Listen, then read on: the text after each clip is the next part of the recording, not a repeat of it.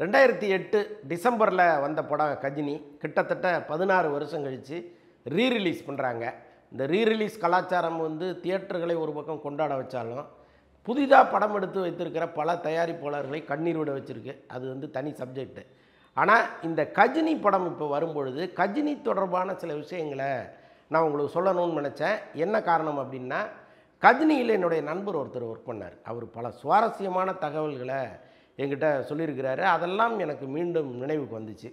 ஏன்னா இன்றைக்கி சூர்யாவினுடைய படங்கள் திரைக்கு ரொம்ப நாள் ஆயிடுச்சு. வரிசையாக அவர் நடிக்க வேண்டிய படங்கள் எல்லாமே தள்ளி தள்ளி போகுது அல்லது ட்ராப் ஆகுது. ஸோ இப்படிப்பட்ட சூழலில் சூர்யா ரசிகர்களுக்கே இந்த கஜினி திரைப்படம் ஒரு மிகப்பெரிய புத்துணர்ச்சியை கொடுக்கும். இந்த நேரத்தில் கஜினி தொடர்பான சில முக்கியமான விஷயங்களை நான் உங்களுக்கு சொல்லும் பொழுது உங்களுக்கு சுவாரஸ்யமாக இருக்குங்கிறதுனால சொல்ல வந்தேன். அந்த படத்தில் சூர்யா உடம்பெல்லாம் எழுதியிருப்பார். அது ஒவ்வொரு முறையும் எழுதப்பட்டது. அதுதான் அதில் ஒரு ஆச்சரியம். ஏன்னா இப்போ ஏதோ ஒரு ஸ்டிக்கர் இருக்குது, ஒட்டிட்டு பிரிச்சிடுறாங்க, அது ஒரே இடத்துல ஒரே மாதிரி இருக்கும். ஆனால் ஒருத்தர் மார்க்கரை எடுத்துகிட்டு 2 மணி நேரத்துக்கு ஒரு தடவை எழுதிட்டே இருக்கார், அதுவும் ஒரே மாதிரி. அப்படிங்கிறது எவ்வளோ பெரிய ஆச்சரியம். கௌதம் மேனனுடைய அசிஸ்டண்ட்டு கனகராஜ்னு ஒருத்தர், அவர் தான் அந்த வேலையை பண்ணியிருக்கிறார். ஆக்சுவலாக அவர் இதில் ரொம்ப கவனமாக செய்வார் அப்படின்னு யாரோ ஒருத்தர் முருகதாஸ்கிட்ட சொல்ல, கூட்டுவாயா அவர் அப்படின்ட்டாராம். இப்போ முருகதாஸ்கிட்ட கனகராஜ் வராரு, ஒரு தடவை அப்படி எழுதி பார்க்குறாங்க, மறுபடியும் அதை அப்படியே மனசில் புகைப்படம் மாதிரி வச்சுக்கிட்டு அவர் மீண்டும் எழுதுகிறார். அந்த அளவுக்கு திறமைசாலி அவர். ஆனாலும் ஒவ்வொரு முறையும் புகைப்படம் எடுத்துக்கிட்டு அந்த பிரிண்ட்டை பார்த்துட்டு தான் அவர் எழுதியிருந்திருக்கிறாரு.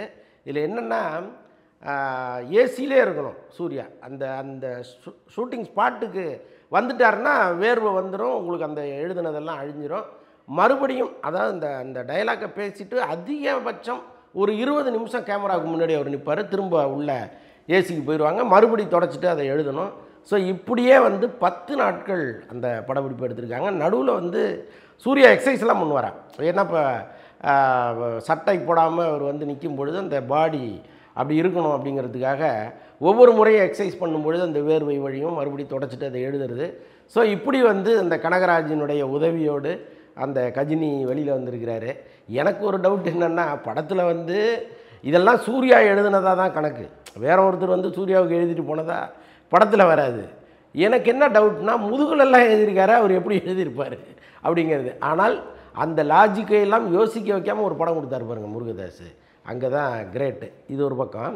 இன்றைக்கி நயன்தாரா ஒரு பெரிய இடத்துல இருக்காங்க, பயங்கரமாக அலட்டுறாங்க. ஒரு சுற்றி 20 கிலோமீட்டர் தூரத்தில் ஷூட்டிங் வைங்க, அதை தாண்டி வரமாட்டேன்னு சொல்கிறாங்க. 12 கோடி சம்பளம் கேட்குறாங்க. அவங்களுடைய அசிஸ்டண்ட்டுகளுக்கே தினந்தோறும் லட்சக்கணக்கில் கொடுக்க வேண்டியதாக இருக்குது. அவங்க படப்பிடிப்புக்கு வர்றதே ஏதோ ஒரு முதலமைச்சர் வர்ற மாதிரி இருக்குது. அப்படின்னா பல கம்ப்ளைண்ட்ஸ் இருந்தால் கூட ஒரு காலத்தில் நயன்தாரா அப்போ அந்த கஜினியில் நடிக்கும்போது எவ்வளோ டவுன் டு எர்த்தாக இருந்தாங்க அப்படிங்கிறதுக்கு ஒரு சம்பவம் சொல்கிறாங்க. நம்ம நண்பர் சொன்னோம் இல்லையா, அந்த படத்தில் ஒர்க் பண்ணாருன்னு, அவர் சொன்னார், ஏதோ ஒரு சாங்கு, அந்த சாங்கில் அவங்க ஒரு ஸ்கர்ட்டோடு வரணும். ஒரு ஒரு ஸ்கர்ட்னால் ரொம்ப மேலே இல்லாமல் கொஞ்சம் கீழே. அவர் எப்போவுமே முருகதாஸ் படத்தில் கொஞ்சம் நாகரிகமாக காமிப்பார் இல்லையா, இவங்க பார்த்தா கொஞ்சம் தொடை தெரிகிற மாதிரி ஒரு ஸ்கர்ட்டோடு நிற்கிறாங்களாம். அப்போ முருகதாஸ் பார்த்துட்டு ரொம்ப அதிர்ச்சியாகி, ஐயோ என்னம்மா இப்படி நிற்கிறீங்க, இது வேண்டாமா, நீங்கள் இன்னும் கொஞ்சம் கீழே இறங்கியிருக்கணும் அப்படின்னு அவர் சொன்னதுக்கு, சார் இப்படியெல்லாம் இருந்தால் யாராவது படம் பார்ப்பாங்களா சார், நீங்கள் என்ன சார், நீங்கள் இதுவே நான் அதிகம்னு சொல்லிகிட்டு இருக்கேன், இதை கொஞ்சம் கட் பண்ணலாமான்னு கேட்குறதுக்கு தான் உங்கள்கிட்ட நீங்கள் இது இன்னும் கீழே இறங்கணும்னு சொல்கிறீங்களே அப்படின்னு அவங்க சொல்ல இவருக்கு மேலும் அதிர்ச்சி. ஆனால் முருகதாஸ்கிட்ட அவங்க கேட்கவே இல்லையா, அங்கே இருக்கிற காஸ்டியூமர்கிட்ட சொல்லி ஒரு சிசர் எடுத்துகிட்டு வாங்கன்னு சொல்லியிருக்காங்க. சிசர் எடுத்துகிட்டு கொடுத்தோடனே அவங்களே ஒரு அரை அடி கட் பண்ணியிருக்கிறாங்க. அப்படியே நின்றுக்கிட்டே கட் பண்ணியிருக்கிறாங்க. அதில் பல பேருக்கு அதிர்ச்சி. அதிர்ச்சிக்கு காரணம் அவங்களே கிளாமராக நடிக்க முன் வராங்களேங்கிறது ஒன்று. ஆனால் நான் ஒரு பெரிய நடிகை, எனக்கு சுற்றி நின்று சேவகம் செய்யணும் அப்படின்லாம் நினைக்காம ஒரு சிசரை வாங்கி அவங்களே கட் பண்ணாங்க பாருங்கள், அந்த எளிமை. ஸோ இதை ரொம்ப பிரமிப்பாக அவர் சொல்லிகிட்டு இருந்தார். இந்த படத்தில் தான் அசின் பண்ண ஒரு டார்ச்சரையும் அவர் சொன்னார். அது நான் ஏற்கனவே பதிவு பண்ணியிருக்கேன், இருந்தாலும் இன்னொரு முறை இங்கே சொன்னால் அந்த சுவாரஸ்யத்துக்காக சொல்கிறேன். சென்னை எழும்பூர் ரயில் நிலையத்தில் படப்பிடிப்பு நடத்துவதற்காக பர்மிஷன் வாங்குகிறாங்க. அந்த காலகட்டத்தில் ரயில்வே ஸ்டேஷனில் பர்மிஷன் வாங்குறது ரொம்ப ரொம்ப கஷ்டம். ஸோ அப்படி ஒரு சுச்சுவேஷன் அப்போது வந்து இந்த 2 நாள் எக்மோரில் இரவு நேரத்தில் ஷூட்டிங் வைக்கணும்னு சொல்லிட்டு தயாரிப்பு தரப்பு கேட்கும் பொழுது அவங்க ரொம்ப பயங்கர கண்டிப்பாக முடியவே முடியாது, ஒரு நாள் வேணால் தரோம் அதுக்குள்ளே எடுத்துக்கங்க அப்படின்னு சொல்லியிருக்காங்க. அதற்கு ஒரு பெரும் தொகை டெபாசிட் கட்டி நைட்டு 9 மணியிலிருந்து காலையில் 2 மணிக்குள்ளே நீங்கள் இந்த காட்சி எடுத்துக்கலாம் அப்படின்னு சொல்லியிருக்காங்க. இப்போ 9 மணிக்கு நீங்கள் போய் கேமரா அந்த இதெல்லாம் எடுத்து இறக்கி நீங்கள் வச்சிங்கன்னா படப்பிடிப்பு ஆரம்பிக்கிறதுக்கே வந்து 11 ஆயிரும். ஸோ இதுதான் வந்து ஒரு இயல்பான விஷயம். அதே மாதிரியே அவங்க 11 மணிக்கு ஆரம்பித்து ஒரு 2 மணிக்குள்ளே முடிச்சிடலாங்கிற பிளானில் போகிறாங்க. கதையில் என்னென்னா, மும்பையிலிருந்து சிவப்பு விளக்குக்கு கொண்டு செல்லப்பட்ட குழந்தைகளை அசின் மீட்டு சென்னை எழும்பூர் நிலையத்தில் வந்து இறங்குற மாதிரி காட்சி. இப்போது உங்கள் படத்தில் வந்து சூர்யாவுடைய கேரக்டர் தெரியும், ஒரு சஞ்சய் ராமசாமி. இவர் வந்து ஒரு அம்பானி மாதிரி ஒருத்தர். இவர் ஒரு ஃபோனில் மொத்த விஷயத்தையும் முடிச்சுடுவாருங்கிறது தான் கதைப்படி. ஆனால் அந்த படப்பிடிப்பு நேரத்தில் நடந்த குழப்பத்தின் காரணமாக அதெல்லாம் முருகதாஸ் எடுக்கவே இல்லை. அவ்வளவு டென்ஷன். என்ன டென்ஷன் அப்படின்னா, இப்போ இவங்க வர்றாங்க, இரவு சாப்பாடு அசினோட உட்காந்து முருகதாஸ் சாப்பிட்றாரு. அப்படி பேசிகிட்டு இருக்கும்போது கேஷுவலாக என்ன சொல்கிறாருன்னா, நயன்தாராவுக்கு இந்த படத்தில் ஒரு சாங் இருக்குது, அதாவது இன்னொரு சாங் எப்போ எடுக்கிறீங்க அப்படின்னு அசின் கேட்கும்பொழுது, அது உங்களுக்கு இல்லை மேடம், நயன்தாராவுக்குன்னு சொல்லிடுறாரு. அவ்வளோதான். அவங்க பயங்கர டென்ஷன் ஆகிட்டாங்க. பட் அதை காமிச்சிக்கல. கேரவான்குள்ளே போய் கதவை சாத்தினவங்க 2 மணி நேரமாக கதவை திறக்கவே இல்லையா. இப்போ இங்கே நேரம் போயிட்டே இருக்குது. முருகதாஸ் வந்து அவங்க அசிஸ்டண்ட்டுகளை விட்டு கதவை தட்ட சொல்கிறாரு. கதவை தட்டி ஒரு வழியாக 2 மணி நேரம் கழித்து கதவை திறந்த அசின் வந்து, எனக்கு வயிற்று வலி, என்னால் நடிக்க முடியாது அப்படின்னு சொல்கிறாங்க. இப்போ பயங்கரமான அப்செட் முருகதாஸ்.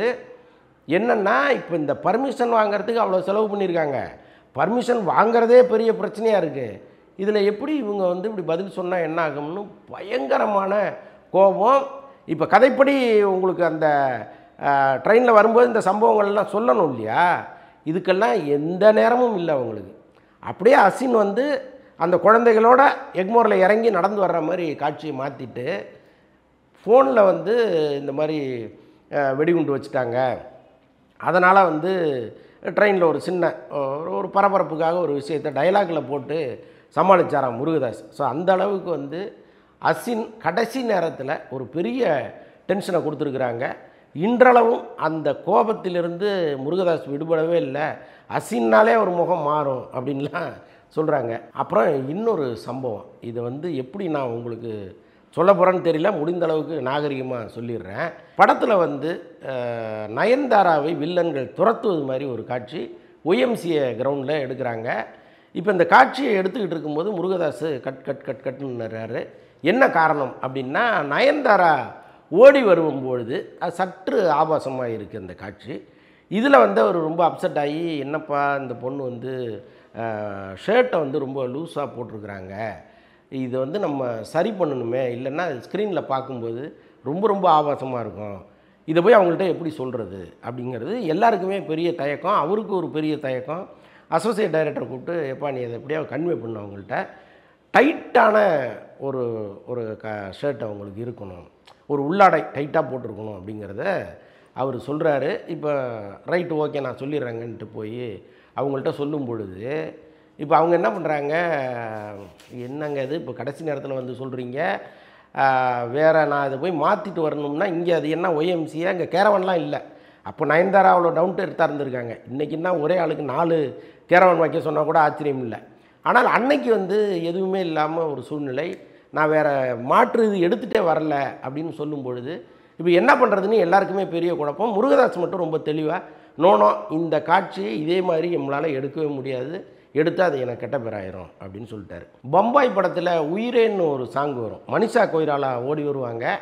அந்த காட்சியினுடைய வேதனையை வந்து ரசிகர்கள் கரெக்டாக உள்வாங்காமல் அந்த காட்சியை வந்து ரொம்ப கைத்தட்டி கொண்டாடி என்ஜாய் பண்ணிட்டாங்க. ஸோ அப்படி ஒரு சூழ்நிலை இந்த படத்துக்கு வந்துடக்கூடாதுங்கிறதுல அவர் ரொம்ப தெளிவாக இருந்தார். இப்போ நயன்தாராட்ட அதை எடுத்து சொல்லும் பொழுது அவங்க, சரிங்க எனக்கு ஒன்றும் பிரச்சனை இல்லை, நான் வந்து பெரிய காஸ்ட்லியானது பிராண்டடு தான் வேணும்லாம் நான் சொல்லவே இல்லை, அக்கம் பக்கத்தில் எங்கேயாவது கிடச்சிதுன்னா வாங்கிட்டு வாங்க, நோ ப்ராப்ளம் அப்படின்ட்டாங்க.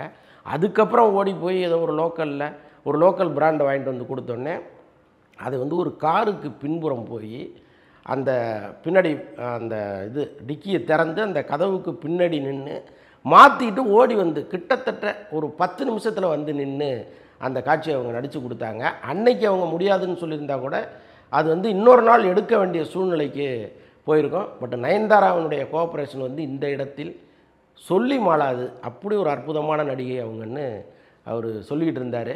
ஆனால் இன்றைக்கி நயன்தாரா மாறினது தான் ஒரு மிகப்பெரிய ஆச்சரியமாக இருக்குது. கிட்டத்தட்ட 16 வருஷம் காலம் எப்படியெல்லாம் ஒருத்தரை மாற்றுது பாருங்களேன். இதெல்லாம் ஒரு பக்கம் இருக்கட்டும், கஜினி இன்னைக்கு திரைக்கு வந்தாலும் வெற்றி அடையும் அப்படிங்கிறத மீண்டும் ஒரு முறை நிரூபிக்க போகுது. எவ்வளோ சூர்யா ரசிகர்கள் அங்கே போய் உட்காந்து கைத்தட்டி விசிலடித்து என்ஜாய் பண்ண போகிறாங்கன்னு தெரியல. பட் இருந்தாலும் இந்த ரீரிலீஸ் கலாச்சாரத்திற்கு ஒரு முற்றுப்புள்ளி வைக்கணும். எப்போவாவது இந்த மாதிரி படங்கள் வந்தால் அதை கொண்டாடணும்.